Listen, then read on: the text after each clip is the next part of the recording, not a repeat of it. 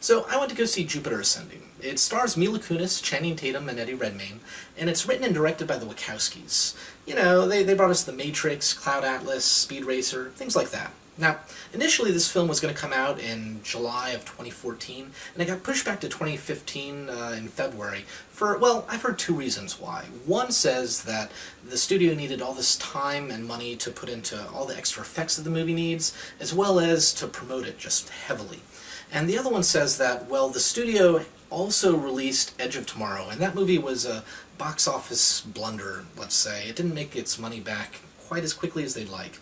And the studio didn't want two large box office failures on their books in the same year. Now, I'm not sure which one is the truth. Probably the first, but, you know, having seen the film, I could believe it was both of them. Seriously, for everything this film does well, and it does do things well, it does at least one other thing not so well, shall we say.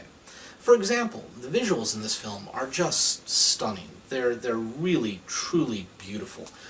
Everything is just ornate and sumptuous and extravagant and just wonderfully visualized, right? On the other hand, Eddie Redmayne's performance in this film is so over the top, it is laughably bad. I don't think I've seen more scenery chewed than when I saw Nicolas Cage in Vampire's Kiss. Eddie Redmayne's performance here is just... it's just bad. Really atrocious. He goes between like crazy, overly dramatic yelling to this gravelly whisper. He never really speaks normally. It's just incredibly over the top.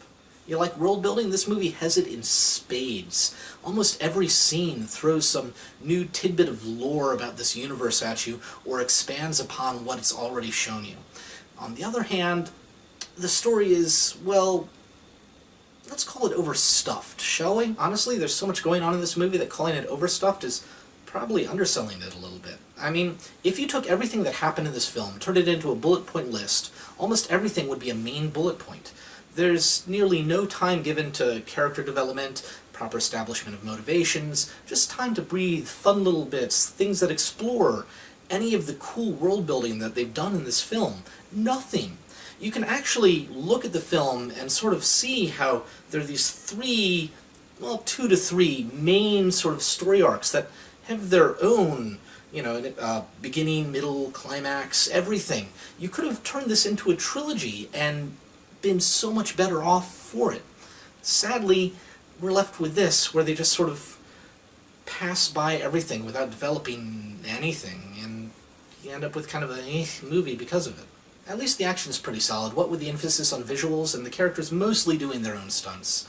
Although it can at times be a little bit hard to follow, which seems to be a pretty common trait with these heavily CGI'd films. And I've got to say, this film has some of the coolest villainous subgroups I've seen in a long time.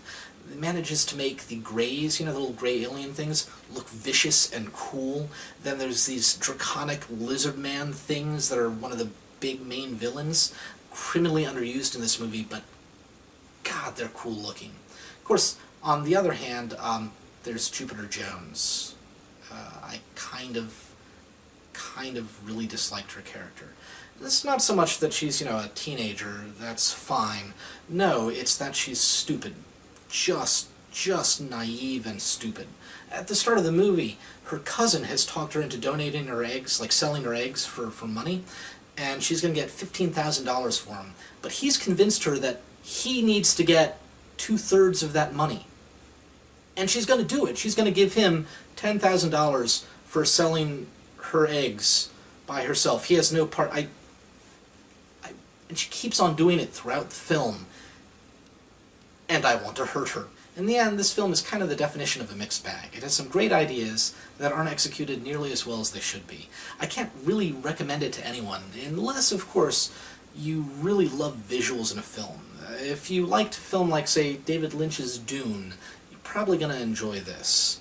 Otherwise, you can kind of stay away, catch it when it comes out on DVD, HBO, something like that, but there's nothing really there that you have to see unless you love spectacular visuals on the big screen.